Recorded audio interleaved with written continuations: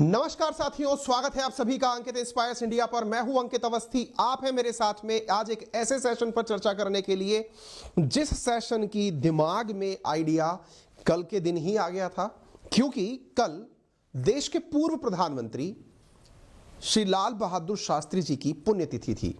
हालांकि कल स्वास्थ्य सही ना हो पाने के कारण हम ये सेशन नहीं कर पाए, लेकिन आज हमने सोचा कि इस सेशन को आपके साथ पूरी तरह विस्तार पूर्वक चर्चा के दौरान लेकर आएंगे।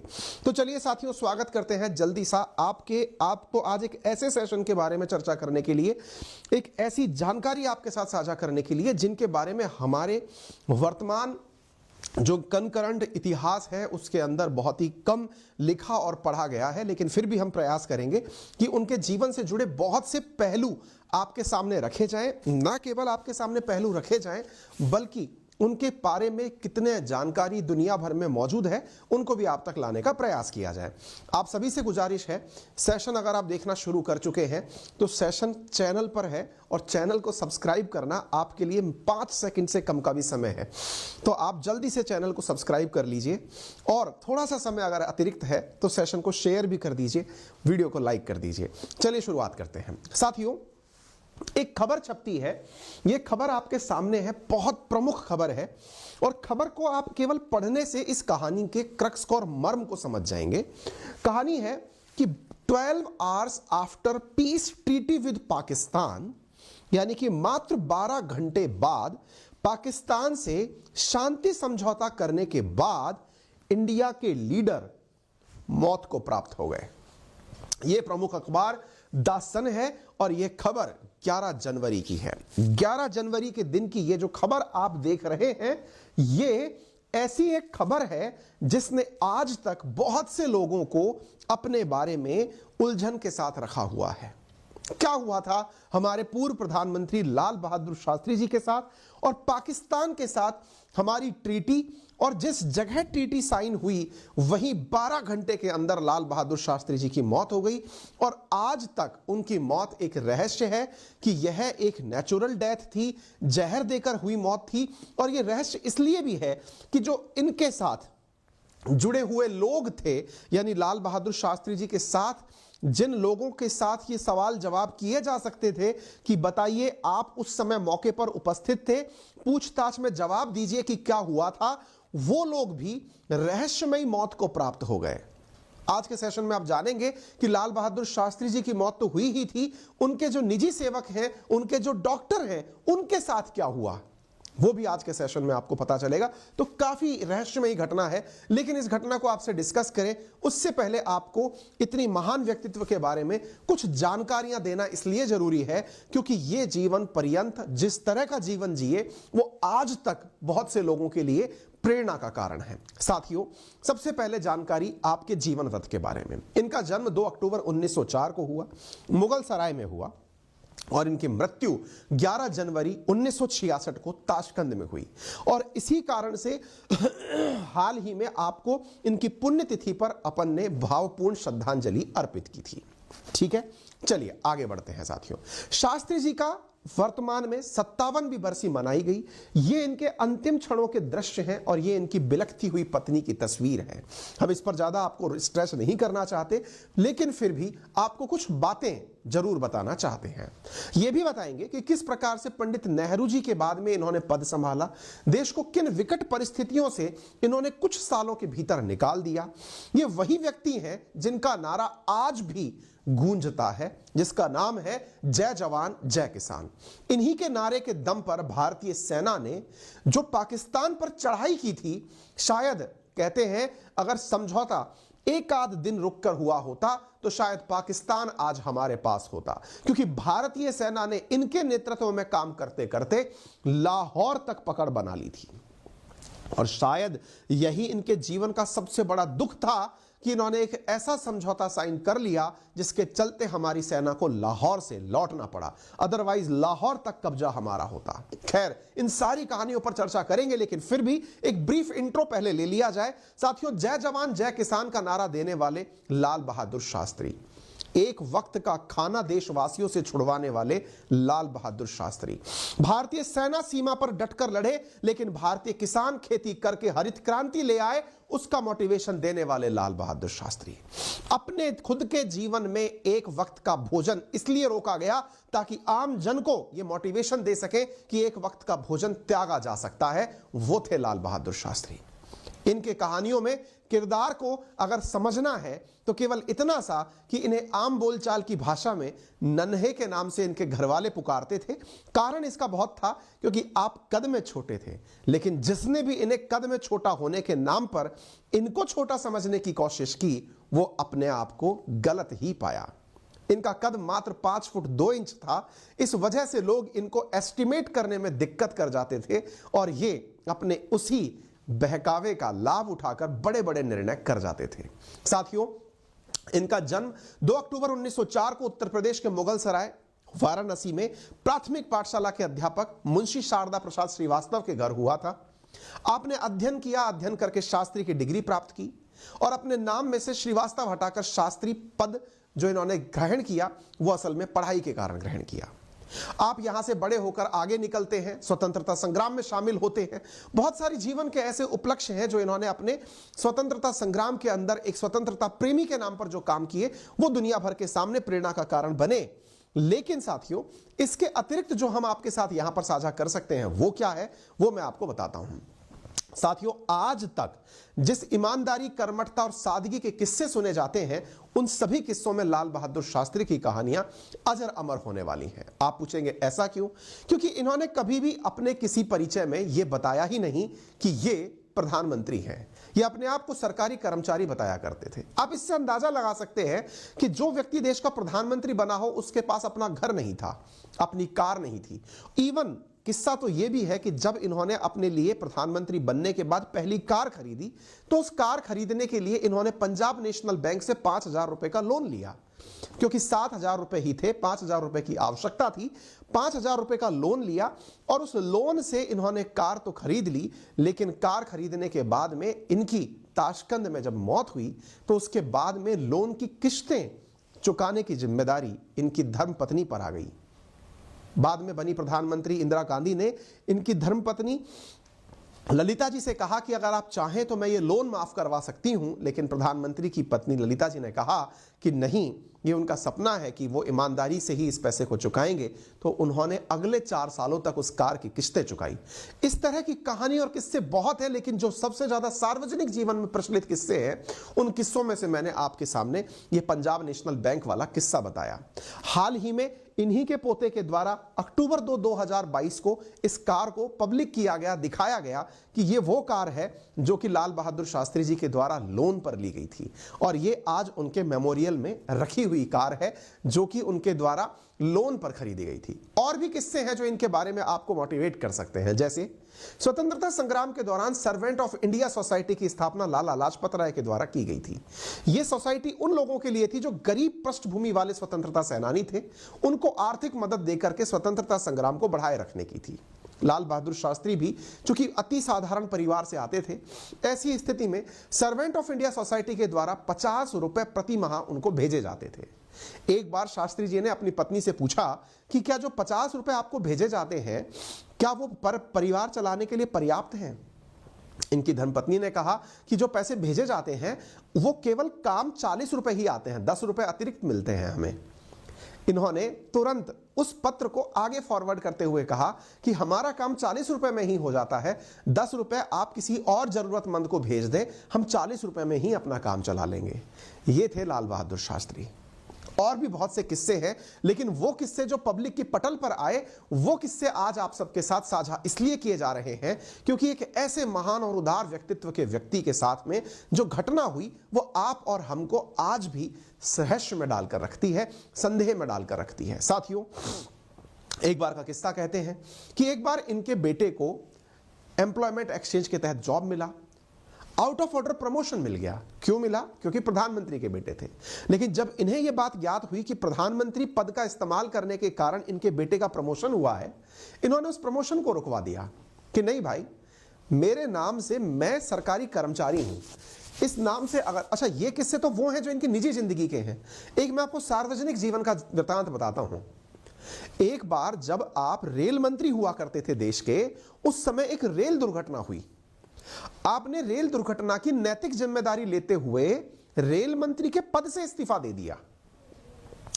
जब इन्होंने रेल मंत्री के पद से इस्तीफा दे दिया, तत्कालीन प्रधानमंत्री पंडित जवाहरलाल नेहरू जी ने संसद में यह कहते हुए स्वीकार किया इनका इस्तीफा कि हालांकि लाल बहादुर शास्त्री जी का इस पूरी घटना में कोई भी डायरेक्ट कनेक्शन नहीं है कि मंत्री के कहने से ट्रेन गिर गई, लेकिन फिर भी आपने नैतिक जिम्मेदारी लेते हुए पद से इस्तीफा दिया। यह आने वाली पीढ़ियों के लिए एक मिसाल पेश करेगा कि कोई नेता या कोई मंत्री अपने पद के प्रति कितना समर्पित हो सकता है। आप इस बात से अंदाजा लगा सकते हैं। यानी कि जिन्होंने अपने काम को केवल दुनिया के लिए ही नहीं, वास्तविकता में जीकर दिखाया है कि प्रधानमंत्री किस प्रकार से एक प्रधान सेवक हो सकता है, एक मंत्री किस प्रकार से रियल में समर्पित व्यक्ति हो सकता है। और भी बहुत से किस्से हैं। एक किस्सा बड़ा ही इंटरेस्टिंग है, और वो किस्सा किसी कॉपी किताब में छपा किस्सा नहीं है, एक अंतरराष्ट्रीय मंच पर एक देश के प्रधानमंत्री के द्वारा बोला गया किस्सा है।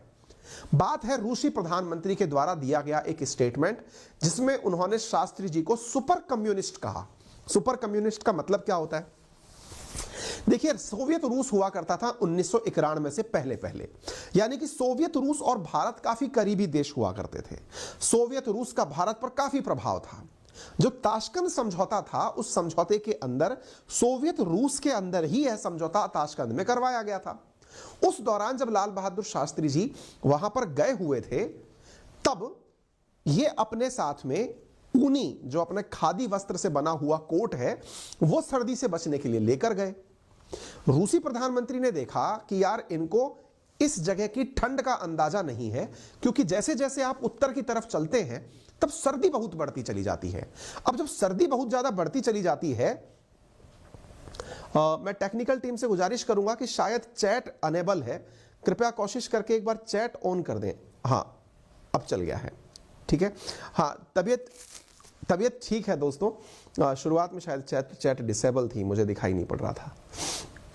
तो फिर क्या हुआ कि शुरुआत में जब रूसी प्रधानमंत्री को लगा कि यार ये तो इनको सर्दी का अंदाजा नहीं है, उत्तर की तरफ कितनी सर्दी है, और ये बिना किसी तैयारी के यहां चले आए हैं, तो ऐसी स्थिति में उन्होंने हिचकते हुए हमारे प्रधानमंत्री को एक पैकेट में पैक करके कोट भिजवाया सर्दी से बचने के लिए। अगले दिन उनकी उम्मीद थी कि शायद ये उपहार के रूप में स्वीकार किया गया जो कोट है, ये पहन करके मीटिंग में उपस्थित होंगे ताकि इन्हें सर्दी ना लगे। लेकिन अगले दिन वो देखते हैं कि शास्त्री जी फिर से वही वाला पुराना जो अपना ऊनी कोट था वही पहनकर वापस आ गए।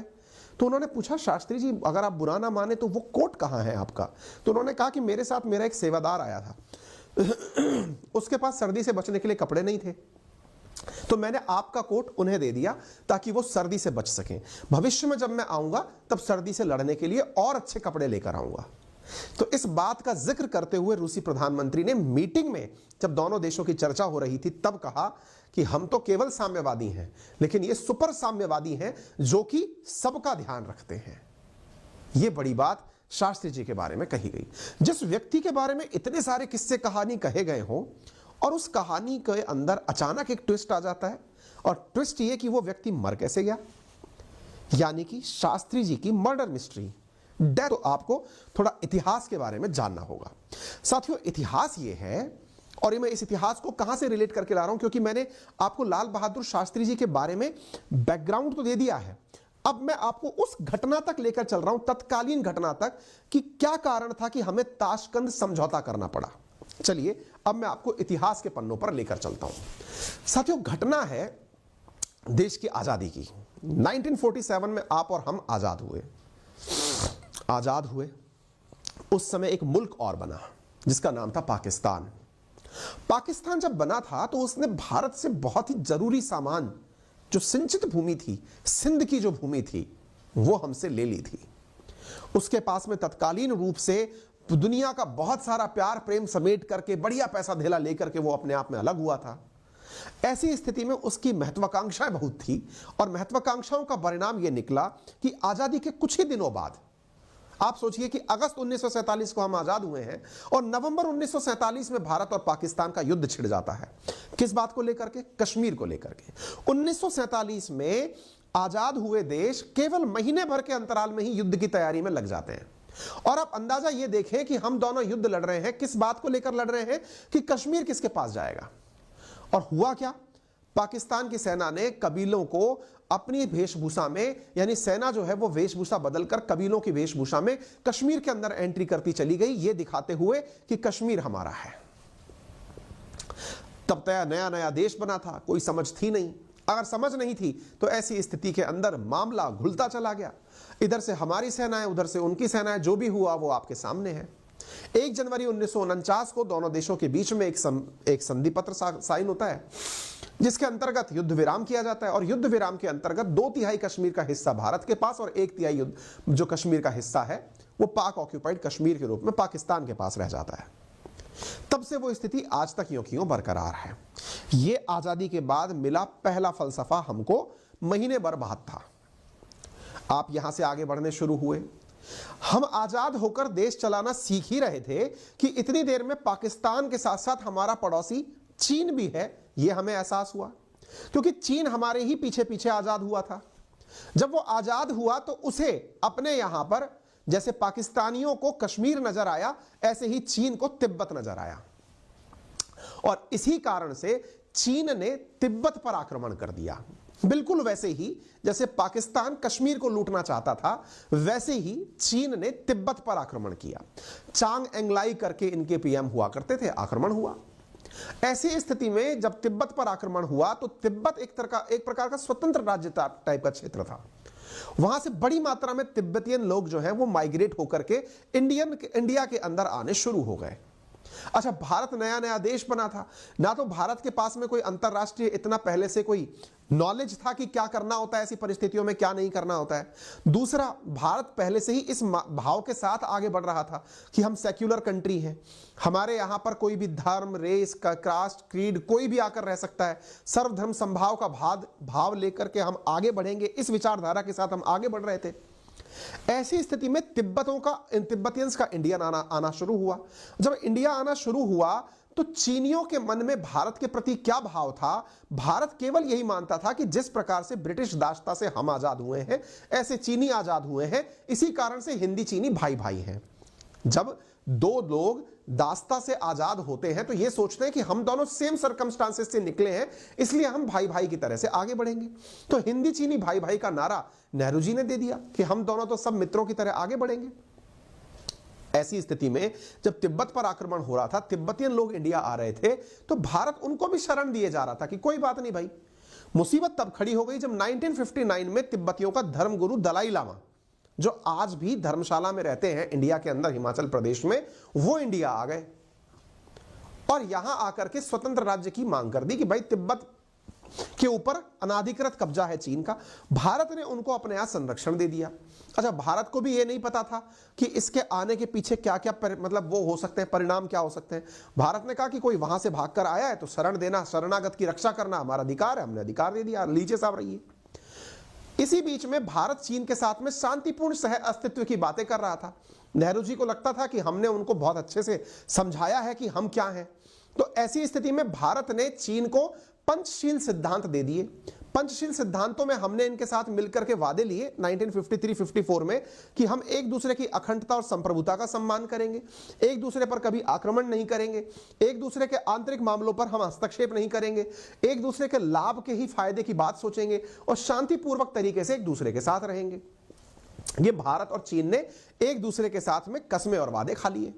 अब हमारे ये कस्मे वादे जो चल रहे थे, इससे नेहरू जी आश्वस्त थे कि अगर तिब्बती हमारे यहां पर शरण लेने आ भी गए तो कोई बात नहीं।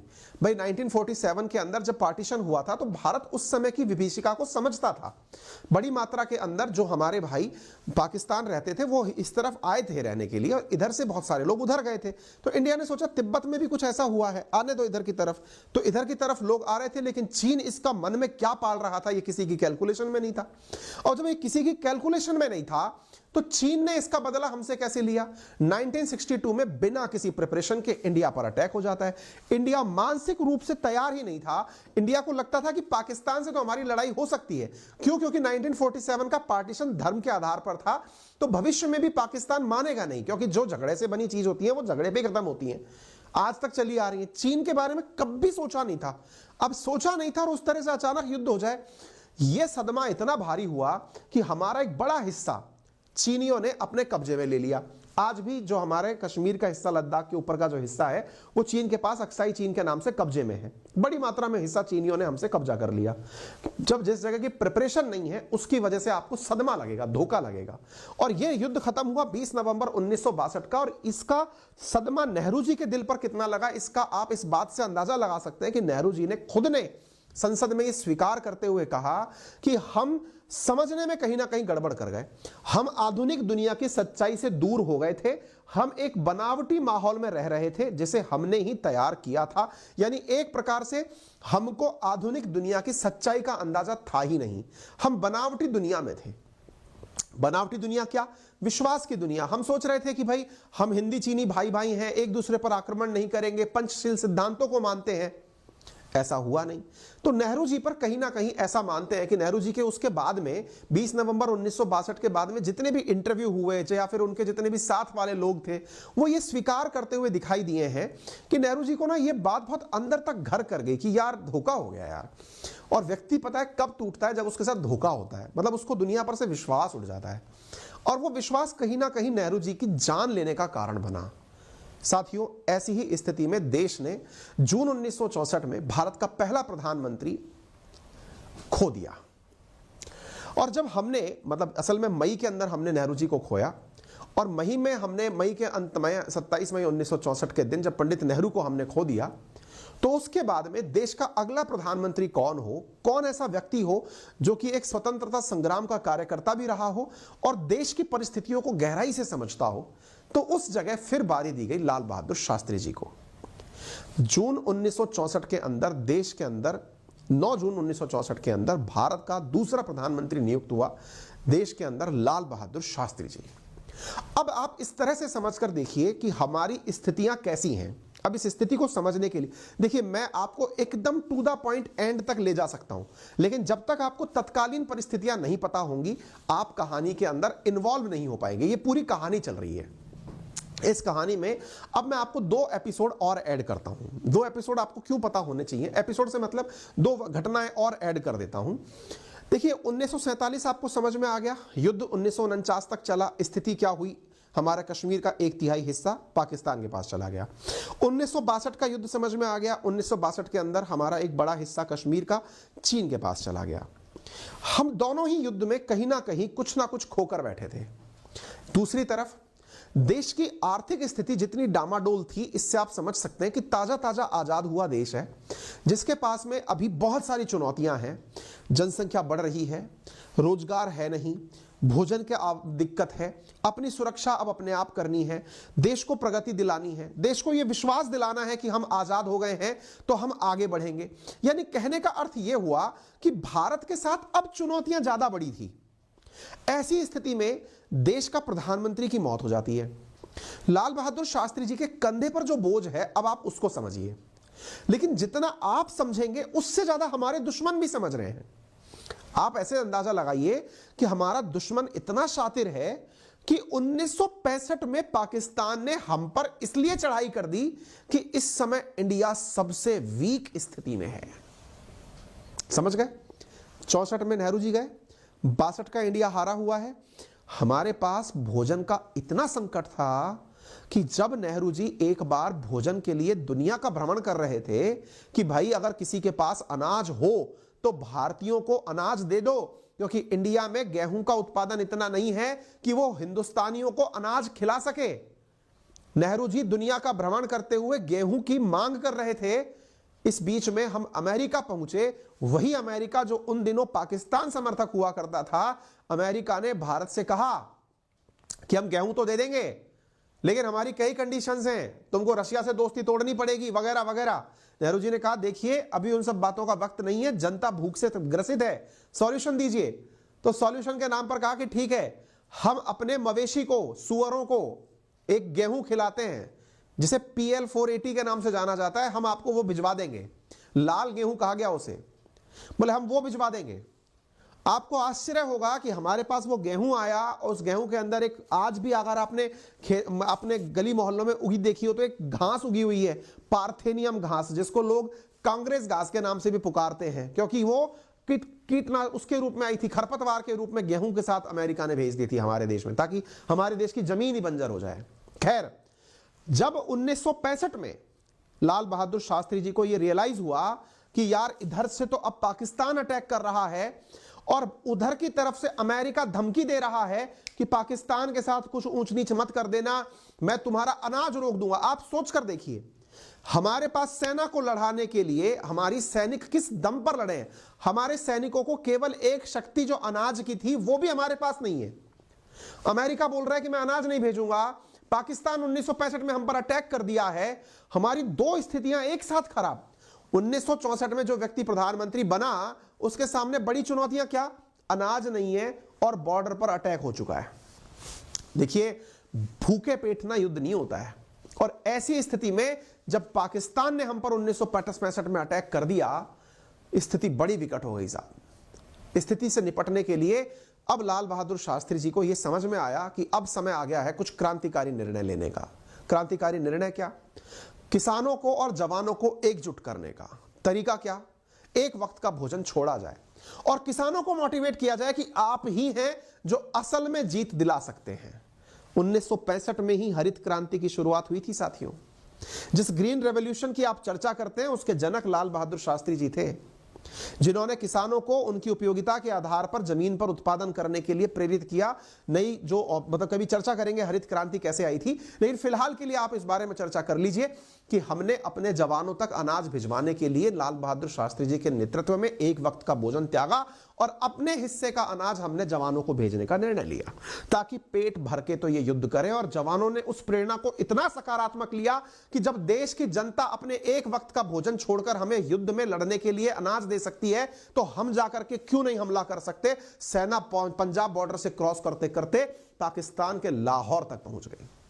आप इससे अंदाजा लगाइए। इस स्थिति को देखते हुए अब त्राहिमाम के लिए यूएन खुद भागने लगा कि ये तो कंडीशन उलट हो गई। हमने सोचा था कि इंडिया में पाकिस्तान घुसेगा, इंडिया पाकिस्तान में घुस गया है। ऐसी स्थिति में यूएन को भेजा गया कि जाओ इनके बीच में समझौता कराओ। समझौता कराने के लिए टेबल पर किसी मित्र देश के अंदर दोनों देश जाकर बैठे, यह डिसीजन लिया गया। दोनों का मित्र हो सकता था सोवियत रूस। इसी कारण से ताशकंद के अंदर, जो कि वर्तमान के उज्बेकिस्तान में है, वहां पर इंडिया और पाकिस्तान को इनवाइट किया गया। इंडिया और पाकिस्तान को इनवाइट किया गया। इंडिया की तरफ से लाल बहादुर शास्त्री जी, तो उधर की तरफ से अयूब खान, जो कि डिक्टेटर तानाशाह सेनापति हुआ करते थे, वो पहुंचे। सेना, क्योंकि वहां सेना का शासन था पाकिस्तान में।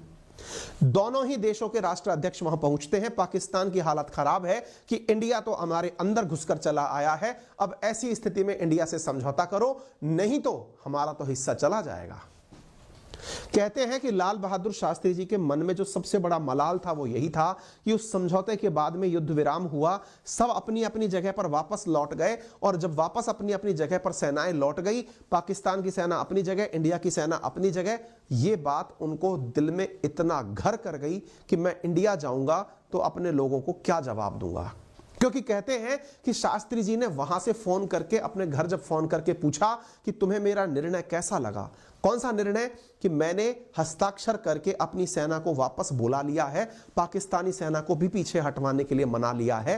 तो कहते हैं कि उनकी धर्मपत्नी और उनकी बड़ी बेटी ने शास्त्री जी से फोन पर बात करने से इनकार कर दिया।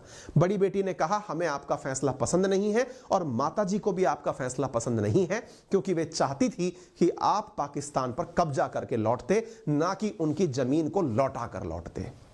कहते हैं शास्त्री जी को इस बात का इतना गम था कि उन्हें उनके द्वारा किए गए समझौते में, जिसमें उन्होंने पाकिस्तान को उनकी जमीन वापस लौटा दी, इस बात का उन्हें इतना वो था, अंदर से दर्द था कि इंडिया की जनता किस तरह रिएक्ट करेगी जब उन्हें पता चलेगा कि इंडिया ने जीती हुई जमीन पाकिस्तान को वापस दे दी है।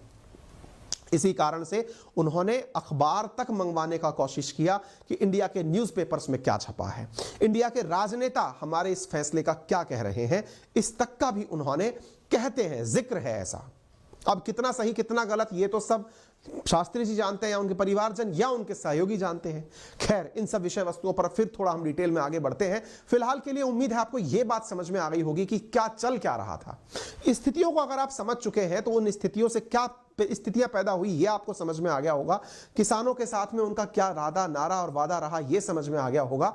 और पाकिस्तान ने लाल बहादुर शास्त्री जी के ही प्रेजेंस को यह मानते हुए कि एक अदने से कद का प्रधानमंत्री है, क्या निर्णय लेगा, इसी को ध्यान में रखते हुए पाकिस्तान ने इंडिया पर अटैक किया था। और इंडिया पर अटैक करते समय उसने ऑपरेशन डेजर्ट हॉक चलाया, ऑपरेशन जिब्राल्टर चलाया, ताकि इंडिया को हर परिस्थिति में पीछे घतेड़ा जा सके। कोड नेम भी विदेशी यूज किए पाकिस्तान ने, ताकि दुनिया को एक साथ समझाने में कामयाबी हो कि हां हम क्या कर रहे हैं। इवन यहां तक उनके जो सुपुत्र हैं प्रधानमंत्री लाल बहादुर शास्त्री जी के बेटे अनिल शास्त्री जी, वो कहते हैं कि युद्ध के उस दौर में हमारा परिवार राष्ट्रपति भवन में सोने जाया करता था, क्योंकि उस समय के राष्ट्रपति राधाकृष्णन माना करते थे कि राष्ट्रपति भवन की दीवारें ज्यादा मजबूत हैं, अगर कभी युद्ध हुआ तो कम से कम सुरक्षित रह जाएगा प्रधानमंत्री का परिवार। इतना ही नहीं, प्रधानमंत्री के आवास में भी बंकर बनाए गए थे जब 1965 के अंदर युद्ध हुआ था। स्थितियां बड़ी विकट रही हैं देश के साथियों। यूएन का महासचिव इंडिया आए, दोनों देशों के बीच में शर्तों को रखा करके समझौते की बात बनाई गई। कहा गया किसी न्यूट्रल प्लेस पर ले जाकर समझौता कराया जाए। जनवरी 1966 10 जनवरी 1966 को पाकिस्तान के साथ ताशकंद में समझौता होता है और उसके 12 घंटे बाद 11 जनवरी तड़के सुबह 1:32 पर हमारे प्रधानमंत्री लाल बहादुर शास्त्री जी की मौत हो जाती है। बड़े सारे सवाल उठे। बड़े सारे सवालों में बड़ा सवाल यह था कि क्या उन्हें मारा गया है या हार्ट अटैक हुआ है। एक थ्योरी जो मैंने आपको बताई कि उन्हें मलाल था कि उन्होंने पाकिस्तान को भूमि लौटा दी, इसका गम था। यह वो तस्वीर है साथियों जिसमें आप एक तरफ अयूब खान को देख सकते हैं और एक तरफ लाल बहादुर शास्त्री जी को, 5 फीट 2 इंच के व्यक्ति जिन्हें परिवारजन नन्हे के नाम से पुकारते थे, नन्हे। ठीक है, तो आप यहां पर एक बड़ा सवाल छोड़ गए कि आपको हार्ट अटैक हुआ था या आपको जहर देकर मारा गया था। यह जहर देकर मारा गया था कि कहानी कहां से आई? कहानी के पीछे एक किरदार और है। उस किरदार की कहीं से कहीं तक चर्चा ही नहीं है। कौन सा किरदार? क्या आपको नहीं लगता कि इस पूरी कहानी में अमेरिका कहीं गायब है? आपको कहीं यह नहीं लगता कि अमेरिका कहां है सर इस कहानी में? अभी रूस हमको दिख रहा है, अयूब खान हमको दिख रहा है, ये हमको दिख रहे हैं, और आप कहते थे कि अमेरिका सुपर पावर होना चाहता था, कोल्ड वॉर का टाइम था। अमेरिका कहां है? दिमाग में रखिए इस चीज को, आगे बताते हैं। तो ये कहानी जो है आपके सामने कि ये क्या कहानी, कैसे कैसे इनकी मौत हुई। तो अब यहां पर आपको हम एक किस्सा सुना रहे हैं, एक किताब से लिया गया जो कि कुलदीप नायर की किताब है, बियॉन्ड द लाइंस, एक ऑटोबायोग्राफी है। इस किताब के अंदर कुछ पंक्तियां, ये कौन है कुलदीप नायर? इनके सूचना सहायक है, मतलब एक तरह से समझिए वो व्यक्ति जो प्रधानमंत्री के साथ साथ एनी टाइम रहा करते हैं, वो व्यक्ति हैं। इन्होंने अपनी किताब के अंदर जो बातें लिखी वो किताब आप लाइन टू लाइन यहां सुन सकते हैं। इन्होंने कहा कि मैं अपने कमरे में सो रहा था, तभी किसी के दरवाजे खटखटाने की आवाज आई और गेट पर, ये कहां की बातें हो रही हैं? ताशकंद की। कुलदीप नायर ने अपनी किताब के अंदर जो बातें लिखी हैं वो बातें मैं आपके साथ यहां साझा कर रहा हूं। ये कौन थे? सूचना सलाहकार थे इनके, प्रधानमंत्री के। ये अपनी लाइन किताब में लिखते हैं कि जब मैं सो रहा था तभी किसी ने दरवाजा खटखटाया और गेट पर एक महिला थी, उसने कहा your prime minister is dying. मैं भागता हुआ शास्त्री जी के कमरे की तरफ बढ़ा तो वहां बरामदे में सोवियत संघ के पीएम अलेक्सी कोसिनिज खड़े थे। उन्होंने मुझे देखते ही दोनों हाथ ऊपर उठा लिए और भीतर डॉक्टरों की एक टीम शास्त्री जी को घेर कर खड़ी थी। 11 जनवरी 1966 को करीब 1:30 बजे ही आंखें देखी कुलदीप नैयर की यह बात है। वे प्रधानमंत्री के सूचना सहायक थे और 1965 में युद्ध में पाकिस्तान के लाहौर तक परचम फहराने वाले पीएम लाल बहादुर शास्त्री के ताशकंद पहुंचे थे। ये उसी की घटना अपनी किताब में लिखते हैं। कहते हैं कि जब तक शास्त्री जी के कमरे के भीतर वो पहुंचे, यह तय हो चुका था कि भारत के दूसरे प्रधानमंत्री जीवित नहीं रहे। नैयर के मुताबिक उनका शव बिस्तर पर था, चप्पल करीने से रखी थी, लेकिन उनका पानी वाला थर्मस ड्रेसिंग टेबल पर लुढ़का पड़ा था। साफ था कि बेचैन शास्त्री ने पानी पीने की कोशिश तो की थी, लेकिन कामयाब नहीं हो सके थे। ये इस किताब के अंश हैं जो इन्होंने अपनी किताब में मेंशन किए हैं।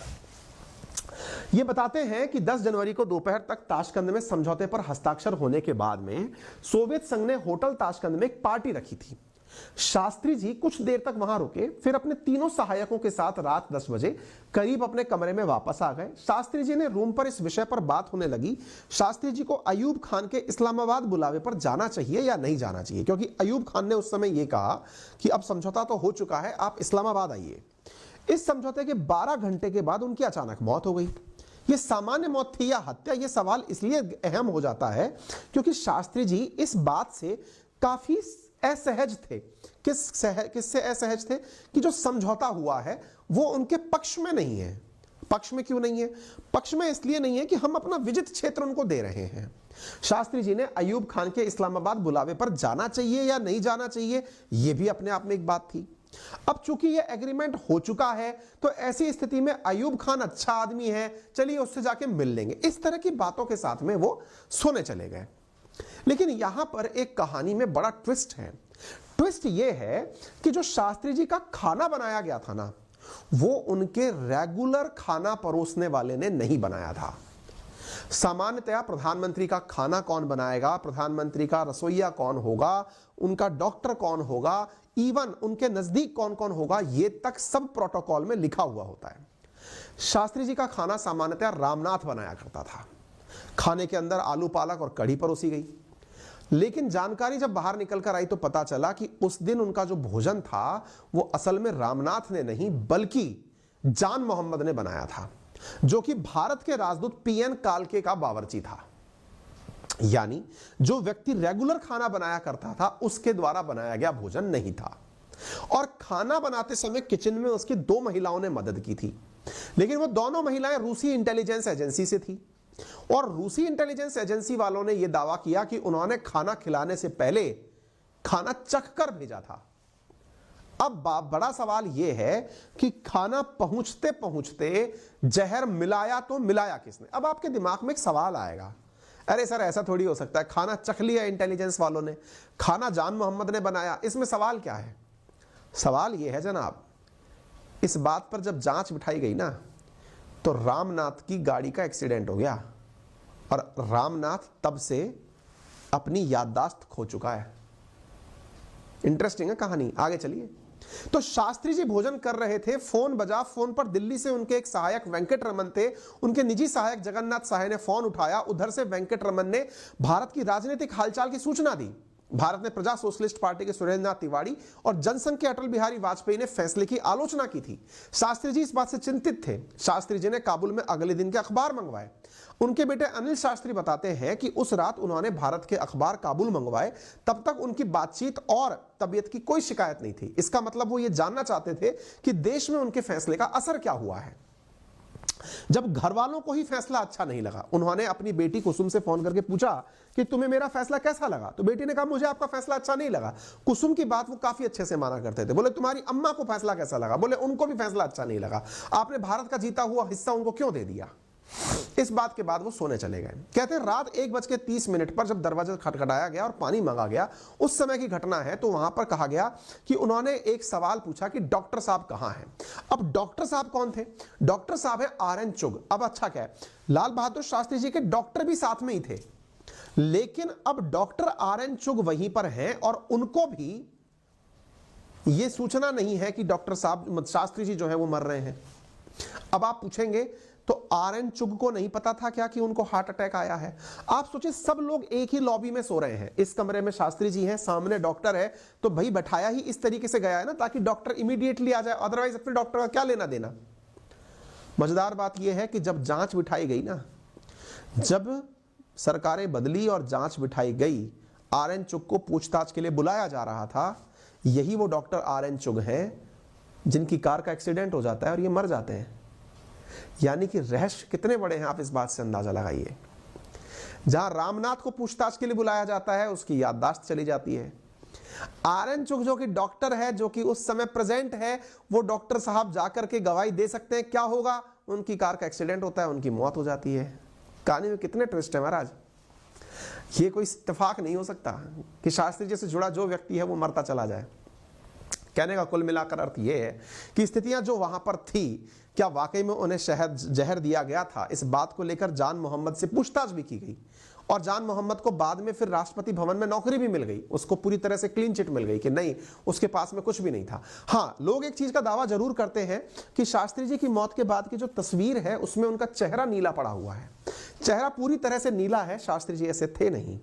तो ऐसी स्थिति में क्या इनको जो जहर दिया गया था वो जहर की वजह से ऐसा है? इस बात को लेकर के कुलदीप नायर लिखते हैं ऐसा नहीं है, क्योंकि असल में जहां से उनको लाया गया था, क्योंकि ताशकंद से इंडिया लाया गया था, तो उनके चेहरे पर केमिकल और बाम लगाए गए थे ताकि उनका चेहरा खराब ना हो, बॉडी डिटोरिएट ना करे, इसलिए उनके चेहरे का रंग ऐसा बदला था। इसके पीछे जहर की कहानी लगाना गलत है। तो फिर चश्मदीदों की संदिग्ध मौत कैसे हुई? क्योंकि 1977 के अंदर जब जनता पार्टी की सरकार बनी तो जनता पार्टी की सरकार ने अपने द्वारा राजनारायण कमेटी का गठन किया, और जब राजनारायण कमेटी का गठन हुआ, सोचिए 1966 में मौत हुई है, 1966 से लेकर 77 तक कोई भी जांच कमेटी ही नहीं बैठती है। इससे ज्यादा और क्या कहा जाएगा? 11 साल तक शास्त्री जी की मौत के ऊपर कोई सवाल ही नहीं। तो ऐसी स्थिति में जब 1977 के अंदर जनता पार्टी की सरकार बनती है, राजनारायण कमेटी बनती है, उनके निजी डॉक्टर RN चुग को पूछताछ के लिए बुलाया जाता है, उनकी कार का एक ट्रक से टक्कर हो जाती है और दुर्घटना में डॉक्टर साहब की मृत्यु हो जाती है। उनकी बेटी जीवन भर के लिए विकलांग हो जाती है और उनके सहायक रामनाथ जो साथ रहा करते थे, उनकी सड़क हादसे में बुरी तरह चोट लगती है और याददाश्त चली जाती है। जिनसे पूछताछ होनी थी, रिपोर्ट क्या करती? आप बताइए। रिपोर्ट वहीं की वहीं रह गई। आज तक शास्त्री जी की मौत एक रहस्य बनी हुई है। एक बहुत बड़ा सवाल बनकर आया और यह एंगल दुनिया को बहुत ज्यादा चौंका देता है। और एंगल क्या है कि क्या मौत में कोई और देश भी साथ हो सकता था? क्या किसी और देश की भी कॉन्स्पिरेसी हो सकती थी क्या? इसके पीछे का कारण पता चलता है CIA के एक एजेंट के द्वारा अपने द्वारा किए गए खुलासे से। CIA अमेरिका की खुफिया एजेंसी, उसका दावा था, देखिए अब इस पूरी कहानी को एक अलग परिप्रेक्ष्य से देखते हैं और फिर खत्म करते हैं, क्योंकि ऑलरेडी बहुत बड़ी कहानी हो चुकी है। साथियों, जितनी कहानी में अब तक आपने सुना, हर बार रूस का जिक्र हो रहा है, लेकिन रूस का जिक्र क्यों हो रहा है ये आपने कभी सोचा? मैंने एक लाइन में कहा था, दोनों का मित्र था रूस। अर्थात अमेरिका इस बात से परेशान था कि दुनिया का इतना बड़ा युद्ध चल रहा है, कोई मुझे पूछ ही नहीं रहा है, अमेरिका की एंट्री इस कहानी में कैसे हो? तो अमेरिका की एंट्री में CIA की जो भूमिका थी वो यहां पे निकल के आती है। असल में जिस परमाणु बॉम्ब को बनाने के लिए भारत ने 1974 और 1999 में परीक्षण किया, उसके बारे में तो डॉक्टर होमी जहांगीर भाभा ने 1944 में कह दिया था कि मैं परमाणु बम बना सकता हूं। भारत के पास वैज्ञानिक एक से बढ़कर एक धुरंधर थे। भाभा ने कहा परमाणु बम बनाना कौन सा रॉकेट साइंस है, बना देंगे। परमाणु बम का पूरा तरीका जानते थे भाभा। और आपको जानकर आश्चर्य होगा, शास्त्री जी और भाभा, इनकी मौत के अंदर ज्यादा समय का अंतर नहीं है। भाभा की मौत भी आज तक मिस्ट्री है। उनका भी हवाई जहाज क्रैश हो गया था और ऐसा कहा जाता है कि जहां क्रैश हुआ था वहां के आज भी दस्तावेज मिलते हैं। यानी उनको भी मरवाने में किसी विदेशी ताकत का हाथ हो, इससे इनकार नहीं किया जा सकता। क्योंकि भाभा की मौत मात्र 13 दिन बाद हो गई थी और कोशिश करेंगे हम कि 13 दिन बाद यानी 24 जनवरी के अराउंड आपके लिए भाभा के ऊपर भी सेशन करके लाएं, आपको बताएं कि उनकी मौत कैसे हुई थी। तो इसका मतलब कैसा है कि CIA की क्या रोल है इसके अंदर? तो असल में CIA का एक डायरेक्टर हुआ करता था जिसका नाम था रॉबर्ट क्राउली। क्राउली ने 1993 के अंदर एक अमेरिकी पत्रकार ग्रेगरी डगलस को अपना इंटरव्यू दिया और उसने कहा कि 1966 में शास्त्री जी और डॉक्टर होमी जहांगीर बाबा दोनों की ही हत्या की गई थी। क्राउली ने पत्रकार से यह भी कहा कि इस इंटरव्यू को उनकी मृत्यु के बाद ही प्रकाशित किया जाए। किनकी? क्राउली जब मर जाए तो मरने के बाद प्रकाशित करना, ताकि यह ना हो कि CIA की कहानी पहले लीक हो गई, भाई मैं मर जाऊं उसके बाद तुम छाप देना। और क्राउली ने अपने इंटरव्यू में कहा था कि उसने इंटरव्यू में शास्त्री जी को मारने का कारण भी बताया। उसने कहा कि अमेरिका को फिक्र थी कि रूस के हस्तक्षेप से भारत की पहुंच तो मजबूत होगी, लेकिन पाकिस्तान का हारना अमेरिका की सुपर पावर छवि को नुकसान पहुंचाएगा। आप सोचिए क्या सही क्या गलत, इतने सारे एंगल, ये तो सब आप ही फैसला करेंगे। इसके ऊपर फिल्म भी बनी है, एक ताशकंद फाइल, अगर आप उसे देखेंगे तो उसमें साम्यवाद की कहानियों की बू आएगी।